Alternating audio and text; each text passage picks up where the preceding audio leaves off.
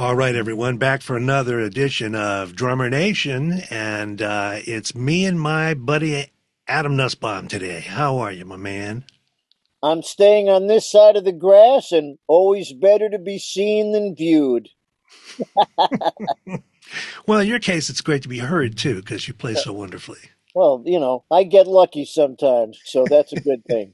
I had a good gig last night, which was very enjoyable. Did you? Well, that's good. I had one Saturday. It was enjoyable. It turned out, but it was outdoors. Ooh, I get there and they said, "Well, we'll have you outdoors." I'm going, "Oh man, really?" But I didn't. You're a side man. What are you going to do? Yes, sir. Great. Where do we go? Set up and play, and it turned out to be nice, but it was hot. yeah, yeah. And Speaking I of got hot, to, if I'm outside, I got to wear a hat. I see, but you don't have sleeves on. You've been it's pretty warm up there, right? Woo! Very hot today. We're having a bit of a heat wave up here. So I'm down in the man cave where things are cool, and Cosmo's down on the cold concrete floor, being a smart guy, and I just follow his lead. That's what my dog does.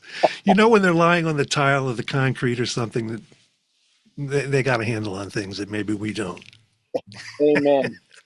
Anyway, we have a topic for today. I have a friend who is very conversant in the drumming styles of the classic rock era, rock, pop, all that stuff from the 60s, 70s, 80s, but he doesn't know a lot about jazz, and he's starting to get into it and listening to the jazz XM stuff and things people are turning him on to. And he's digging it. But he made a point I hadn't heard anybody make. He said, I can't believe in this genre of music how many leaders are drummers. We don't usually see that in the real world out there in the rock, pop, whatever you want to call that, commercial, popular music genres. And I started thinking, man, he's right. I can name 25 of them off the top of my head. I know you can too. Memphis Drum Shop is the world's premier provider of percussion instruments. With 6 showrooms of gear, mycymbal.com, the Memphis Gong Chamber, and a first-rate repair department, turn to Memphis Drum Shop for all your percussion needs. So I started thinking that usually when people think of drummers, they think of a singing drummer, right? They think of Phil Collins, Don Henley, Levon Helm, right? Or they think of a drummer in a power trio or something where you would expect that the drummer would be, Stuart Copeland. Or I got some notes here, Neil Peart, of course. Dave Grohl has his own band, but it's not the Dave Grohl band. It's Foo Fighters. No, it's his band, but he's playing guitar Right. mostly. So there aren't a lot of they were like implied leaders, but they're not really a leader. It doesn't never said Neil Peart on the marquee. It said Rush. Well, I think as a drummer, we always feel like we're an integral part of what the music is. And Hmm. I just know in my case, whenever I organized bands, I never used my name. I always figured out a group name because everybody's contributing to the whole of making music. So maybe it's just part of our selfless nature as drummers to try to keep everything cool and kumbaya with the music. A drummer is first and foremost an accompanist. Well, yeah. But we also create the entire atmosphere sonically for what's happening in a group. I mean, we all know that old line, quickest way to change the sound of a band, change the drummer. That's right. And if you look at every development in the jazz history of the music, every time there was a new thing, there was a new drumming style that went with it. Well, they You went know, hand in hand. They kind of exactly. needed each other. You can't think of Coltrane in the 60s without thinking of Elvin. You Right. can't think of Miles in the 70s, I mean in the 60s, without thinking of Tony Williams or You Bill Evans can't and think Paul of, Motion. sure, Paul Motion with Bill Evans or Lester Young with Joe Jones or, yeah, these things all go hand in hand. Hmm. When he got freer, you had freer drummers too, but they're always sort of in the background. They don't get a lot of credit. A lot of people don't know who drummers are. I did a crazy experiment once. I went for a couple of years where I asked everybody I ran into from all walks of life, can you name a drummer living or dead? And the surprise was only about 5% of people could. And this is hundreds of people, all races, religions, colors, economic backgrounds, waiters and doctors and everything in the middle. And they were always the same four guys. They were the tattooed guy, which is turned out there's a lot of them now, but they meant Travis Barker. And then there was the one-armed guy. They didn't know who it was. Right. Just based on his name, Rick Allen. I'm sorry, Allen. Rick Allen. I interviewed him. Great guy. And then they got to Neil Peart and Dave Grohl, and those were the only four. You would think it'd be Buddy, Ringo, maybe I don't know, Ginger Baker or somebody, but no, it was all those. So you and I know, but we can walk into a restaurant with four well-known, what we think of as famous drummers, and nobody knows who they are. Meantime, we're just so thrilled to be with them. Mm-hmm. Go, wow, look who's here. I mean, anytime you go to a Pazik or a NAM or something, if you go to eat right after to one of those restaurants, it's full of famous musicians in our world that people don't know. Remember that movie, what was it, 20 Feet from Stardom? Something like that? Yeah.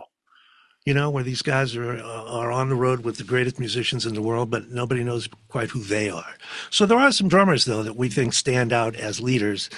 Hello, everyone. My name is David Victor. I'm General Manager with the Craviato Drum Company. We wanted to offer a one-ply, solid shell product, but we wanted it to stay true to our mission of offering handmade drums of uncompromised quality built here in the USA. So take a listen to our Center Stage Series drum set. There's the old guys. First of all, there's, we think of Chick Webb, way back, Gene Krupa, certainly Buddy, Louis Bellson, big band leaders. But I think you and I focus more on the guys that came up a little later than that, from the bebop era on, let's say. And a bunch of them come to mind. I think we want to talk about some of them. Let me just throw some out. Max Roach, Mel Lewis, Shelly Manne, Art Blakey. Anyway, the list is a long list. I won't go through the whole list here, but who strikes you as first off when you think about? Well, I think that Art Blakey had a profound effect in the music because he always got great talent, and he knew how to bring great musicians together. And he always got guys that were very good composers. He got people that had young talent, and he really helped to give them what I would call finishing school. Mm-hmm. If you look at all the people that went through his band, they were all the greatest band leaders later on, and were very involved in the development of the music. And for people who don't know, name some of those guys. Well, you had Hank Mobley, Horace Silver, Clifford Brown, Kenny Dorham, Lee Morgan, Freddie Hubbard, Wayne Shorter, Benny Golson, Curtis Fuller. To name a few. Even Wynton. Woody Shaw, later on Wynton. Yeah. I mean, so many people. And it was because Art really wasn't a composer. Right. But he knew how to bring people together. He was a great catalyst. Very similar in a way that Miles Davis was. They had a knack of knowing how to bring together people and create a chemistry. And invariably, after people played with Blakey, then they would probably go on and work with Miles or become band leaders on their own. Well, maybe there's the connection there between the drummer being the character that brings everybody together in a band. Like, come on, we're all going to have a great time here. And supporting everybody, to the fact that if you're the drummer, like I do gigs now as a leader, I don't call the tune necessarily. I'll say, let's do something in here and this kind of style and feel, and let them tell me what tunes they want to do, or let them bring their own tunes in. It's hard as a drummer to write all the music too. It's not really something a lot of drummers do. Well, we know how to create the atmosphere. Right. And the environment. The way I look at it, it's like we create the sonic palette for the band. I mean, I keep thinking of all these great lines that Art Blakey would have, like, you don't want to play too hip because two hips make an ass. The punishment can fit the crime. I can make you, I can break you.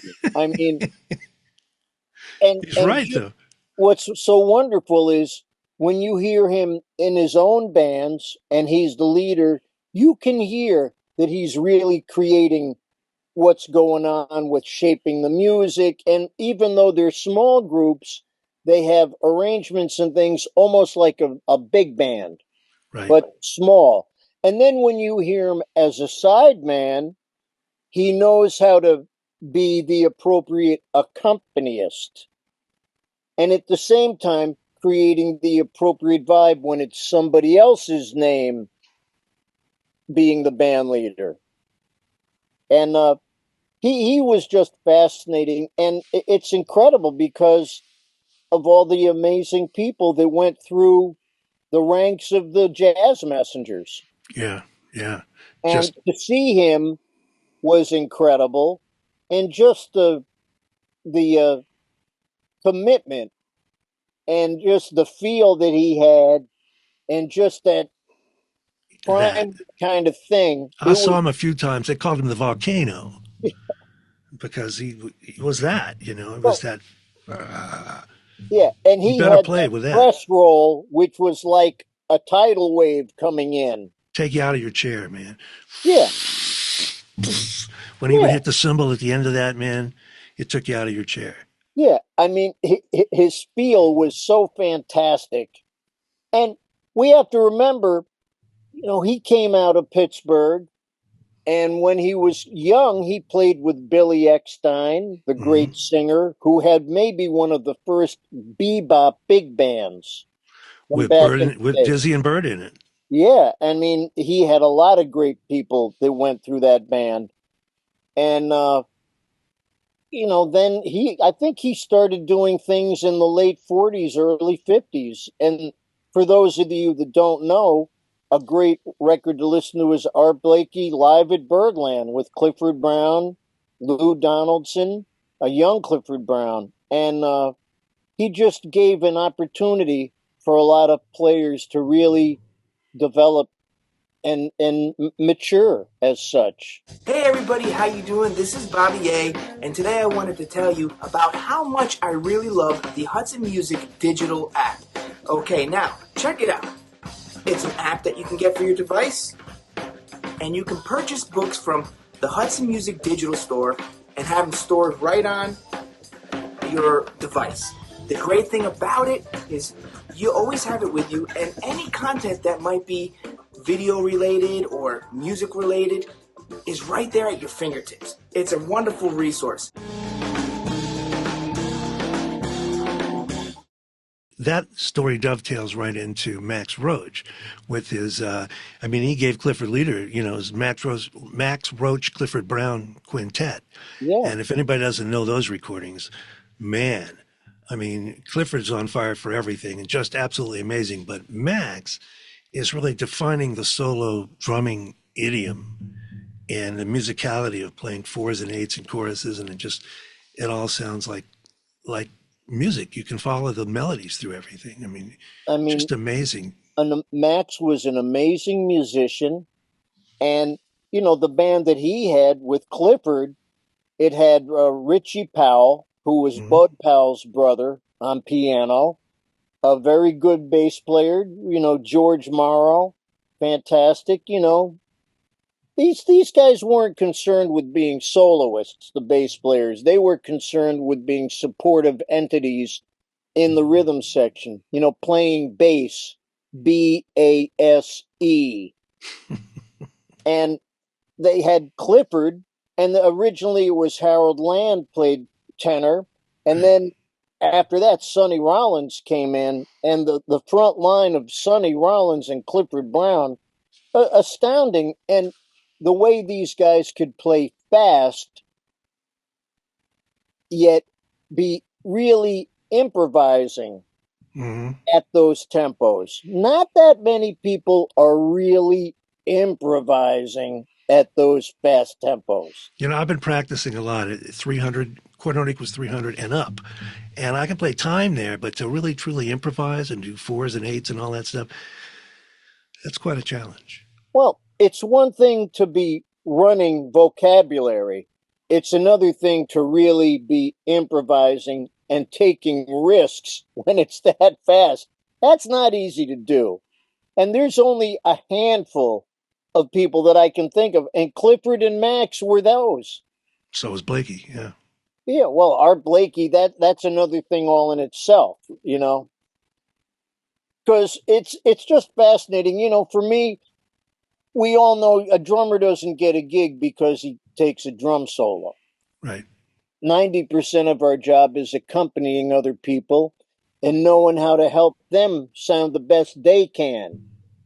And so just to have that sense, this is something that I've learned so much from hearing how the drummers shape the music, what choices they make, things like that.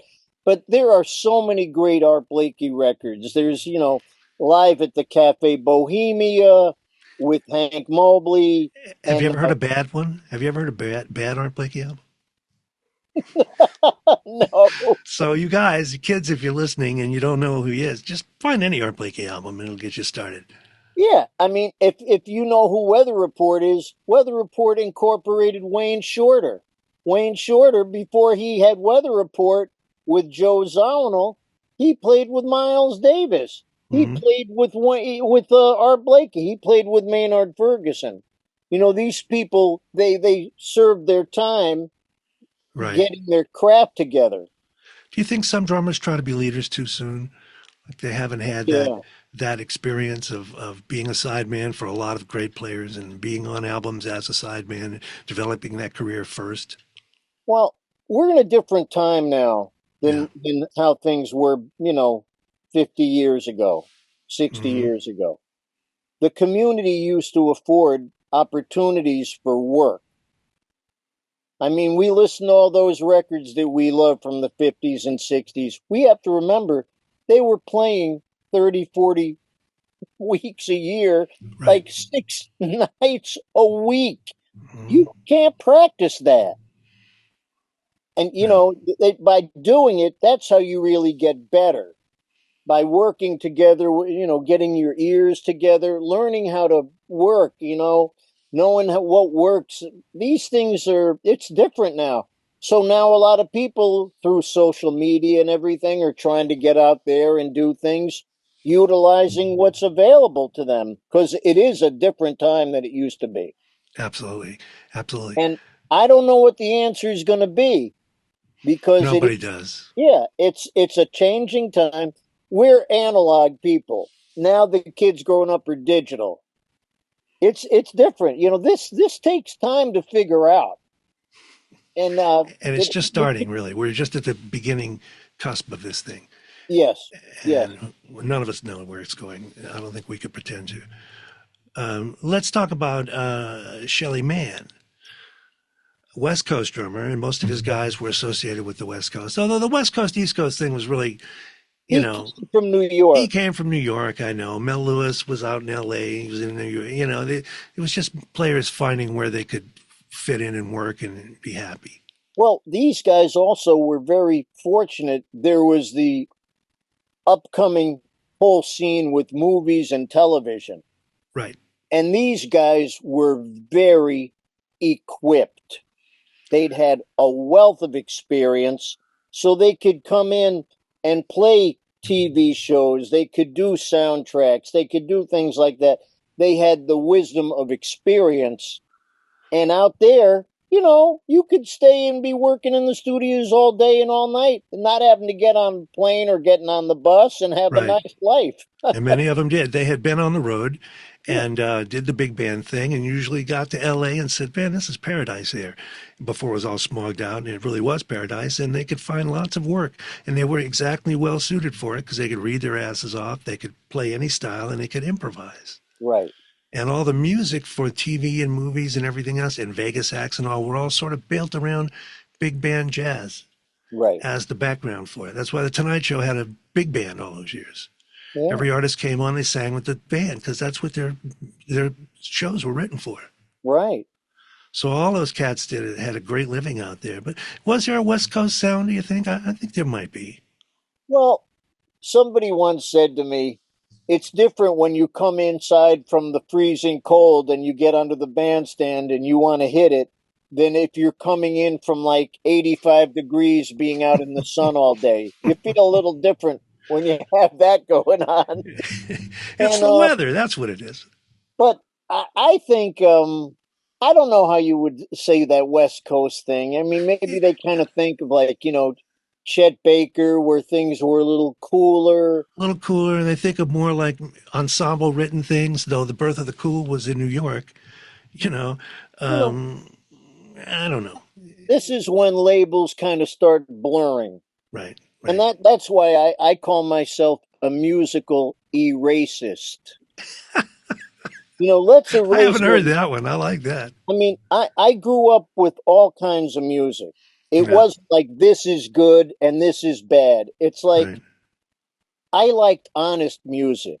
I grew up in an environment where my parents had a very wide range of music in their collection. They had classical, they had jazz, they had folk, they had Hmm. flamenco. They had everything going on. And it And was a then, time when it was culturally exploding as well. yeah, In that period of time. We talking about the '60s, yeah. And we would, growing up, we're listening to the AM radio and you're right? hearing Motown, you're hearing all the Stax, the Memphis thing. You're also hearing all the American bands. And then you got the British invasion. There was so much stuff going on. Hmm. It was, I was listening to everything. Yeah, And it's all a product of, I'm a product of all of that. yeah. I think we all are. How could you not be aware of the Beatles in 1965? I mean, come on. 64, I remember it was February 64. That I was 8 years old. I remember watching them on TV. It was like, I remember it like yesterday. It's funny. I had a friend, Jules Follett, did a drummer book. It's a big coffee table book. I forgot what it's called. But everybody she talked to who was of a certain age had the same story. Well, it all began with Ringo. I saw the Beatles. Yeah. How could you not? How could you not be I affected mean, by that? for me, a few months later, it was, Dizzy Gillespie, seeing him ended up giving me a piggyback ride. That changed everything. That's a great story. And Glad you I have don't that. remember the music. I just Hmm. remember him because he played incredibly great. But I'm 8 years old. I just see the big cheeks and the Right, trumpet. But right, I just remember this guy was fun. right. And he was like the cool uncle that you have. Well, he earned his nickname Dizzy. I mean, that's why they called him Dizzy. He was. I I met mean, him once and heard him play several times, and just yeah. I mean, he was just a joyous. fantastic human being, and I think it's just interesting, hearing all the different bands that were put together with drummers. Generally, in the day, these drummers all had a lot of experience and wanted to put together good groups because they kind of had a sound in mind and Hmm. people in mind that could help them bring Right. forth the goal that they had. Well, let's talk about another one that fits that mold perfectly, Mel Lewis, and especially with Thad Jones, Thad and Mel, as everybody calls it, the Thad and Mel Band, and it's still going as the Vanguard Orchestra. John Raleigh has the seat for, but talk about people coming through that band. Oh my goodness! It wasn't originally like a Monday night gig when the theaters were dark and there were players and it wasn't a lot of money, but all the best players in town were in that band. Everybody wanted to play. Monday was the dark night. Hmm. Thad had come off many years being on the Basie band, Right. and Thad and Mel knew each other from the scene and everything, and having, Mel had already played with Stan Kenton and other people and had been very active out in the scene, playing with so many people. And Yeah. Thad was such an amazing arranger. It was like a perfect combination. And all these great musicians in New York, they wanted to play and have a chance to, let their hair down and get to blow on a Monday night. It's what we call a blowing band, where Absolutely. it wasn't just ensemble, but it would open up and become a combo. And the Absolutely. guys had a chance to stretch, and they did. And who came through that band? Oh, man. Well, they put I know these answers. I just want to hear him say them. Well, there was so many people. I mean, when it was originally put together, the balance of characters was fantastic. You had Richard Davis on bass. You had Jerry Dodge, and you had Roland Hanna. Roland Hanna. You Yeah. had Al Porcino had been in the band. I think Al Porcino, he played at the Last Supper. I mean, you had the cream of the crop Yeah. of New York players in that band. Great horn players. You could just Snooky was in that band. Snooky Young. Snooky Young, Eddie Daniels, Pepper Adams. Mhm. Um, I don't know, Marvin Stamm probably. Marvin Stamm Yeah. did work with them. I mean, Marvin's still out there playing beautifully. Yeah, he is. He is. It's pretty incredible. And then it was great because they would bring in younger cats, like any of the great big bands. You get younger cats that would come in on the scene, be young, talented guys, and they could sit next to some road warriors. Mhm. And there's nothing better than that. Yeah. Yeah. Well, the topic is drummers as band leaders, and we've covered quite a few. We can move into a more contemporary scene. Anybody else you want to talk about from that era? Well, I want to I mean, drop. there's so many we can. We're records. going to leave out people, but go ahead. I want a few records that people should listen for. Please do. Max Roach, Clifford Brown, Quintet, live at Basin Street. Incredible record. The recordings that Max and Clifford did, you have to listen to it. These guys they were so virtuosic, Mhm. MRC And, was the label. with no fear. And, Clifford Brown, that's one of the tragedies when him and Richie Powell died in that car accident. I mean, Mhm. it changed up everything. And, the whole trumpet lineage would be different if certain people hadn't gone down, high Right. casualty instrument. But the I never Max thought of Roach, it that way, as associated with the instrument. it's You're if kind of you right. think Yeah. of the trumpet history, Hmm.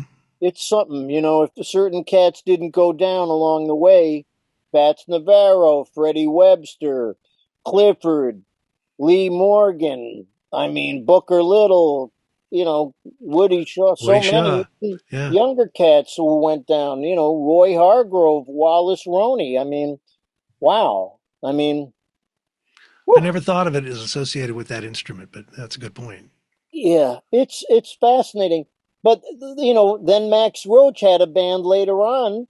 He had Freddie Hubbard in the band after Freddie had played with With Art. Art Blakey, and then Freddie went on to be a great band leader. And Max had Charles Tolliver, he had Stanley Cowell, he had Gary Bartz. These were all people that went on and then maybe worked with Miles and things like that. Then invariably become band leaders. Right. And there's so much music out there. I mean, and Max was also a very intelligent man and a real thinker. And he was also very involved with social activism. He was, yes. And amen for that. And the awareness of that. And I mean, Max was one of those people who could sit down and play a composition on the drums. Well, I heard him play a solo gig, man. He did 45 minutes by himself to a crowd that wasn't drummers, like it wasn't a Pasek or something. It was just Right. a concert. And he held the crowd, man. And he held them Totally. through, there was musical form and call and response and audience participation. He held the crowd like a concert for one guy playing drums for almost an hour. Yeah, that's a great gift, man. That's a great gift. And I'm just very grateful I got to hear him on numerous occasions and had some very nice, memorable interactions with him. And we move on, and then a lot of times guys, after they had associations with great musicians, they went on to form their own bands, like Tony Williams. That was my next comment. Tony Williams Yeah. came up as a boy, with 17, working with Miles Davis. Miles had to convince club owners to let him in, and changed the world, changed the way everybody plays. Was really an influential, innovative drummer, and ultimately became a great band leader. Yeah. some great bands of his own. I Another mean, died tragically young too. yeah, I mean, I remember hearing the second edition of Lifetime with Jack Bruce, Hmm. along with Larry Young and John McLaughlin, and I was literally pinned to my seat. I think I was 14 years old, and I was like, Wow. it was amazing because they were playing like rock volume and loud, but they were taking no prisoners as far as improvising and going for it. Right. And it was amazing to see. And What are that some of those records? What are those records? well, Tony Williams' Lifetime Emergency was Hmm. the first one.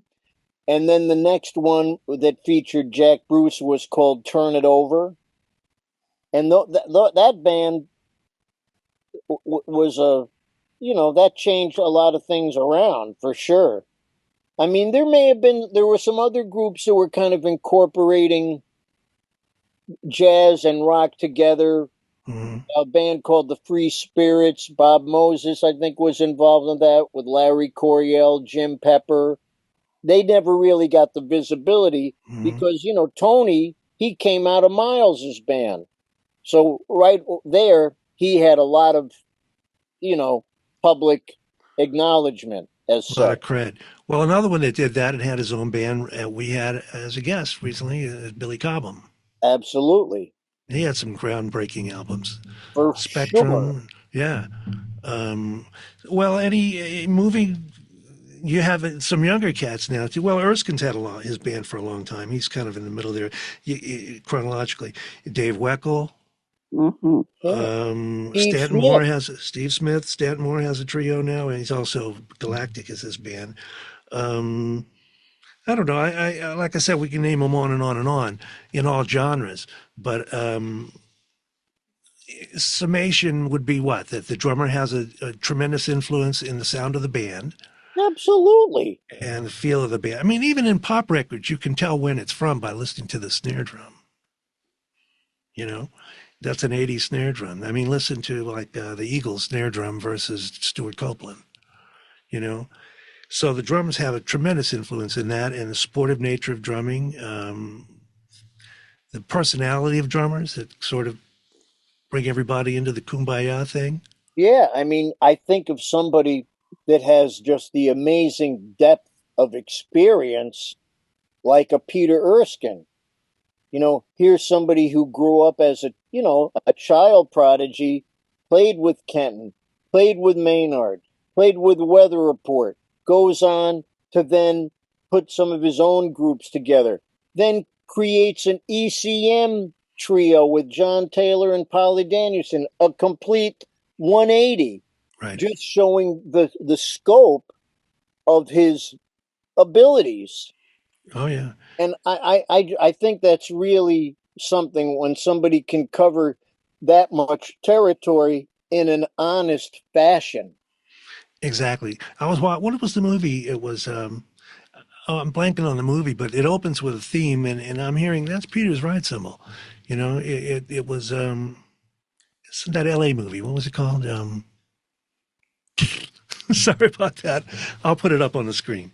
Right. But he's done so many different styles of Oh man, other band jazz leaders today. Well, Ralph Peterson, who's passed away, had like 40 albums out there right. And he on was his a name. fine composer. He played Mhm. fantastic trumpet. Piano too. Yeah. Yeah, yeah. I think of Brian Blade. Doesn't he have his own band? I think Brian he Blade does. has a wonderful vision with his group, The Fellowship. Hmm. Um, there's a whole bunch of different guys that have been out there. Well, Kelly. Paul Motion put together a wonderful trio Hmm. that just had saxophone and guitar.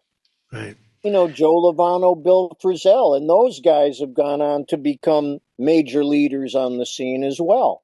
Yeah, we kind of skipped over Jack DeJohnette. Jack, Came, we can't never forget Jack. I mean, having played with Jackie McLean, Charles Lloyd, Miles, Bill Evans, and then, after you play with Miles, it's like, where are you going to go from there? it's usually like, okay, it's time for you to step up and do something. You've already landed on the moon. Where are you going to go next? Yeah. And what was great was that when Tony put together the first Lifetime, it had nothing to do with what Miles's band was. Right. You know, not even the same instruments. No. Totally Organ different. and when everybody thought organ, they thought traditional, like, more the Jimmy Smith kind of thing. This was not that at all. The guitar, John McLaughlin, brought a whole other sound to things. And it's very fascinating. And Jack has always had great bands, He had bands with that. And the way he would put people together, that's the other thing. Like I was mentioning, that's been in common with Art Blakey and all the great drummer band leaders. They know how to put people together that have a wonderful chemistry. Right. That's a point. Well, not to leave out Jeff Hamilton, but of course him, but he makes that point that not everybody's meant to play with everybody else. And meaning, find the guys that you're meant to play with. And he has a great skill at that, as all these other band leaders do. Yeah, And he's got a big band with like a Thad and Mel thing with John Clayton. Bernie Dressel isn't it a great band? Bernie Dressel has a big band. Yeah. Sherry Miracle has a band. Absolutely. So a lot to be said for drummers out there. If you're a young drummer, you don't know the names of these people. You can get them in school, but you can look it all up. That's why we're covering these. You got to investigate this stuff. You know what I mean? You got to dig under a rock sometimes to find out things. If you go to iTunes or Spotify or whatever,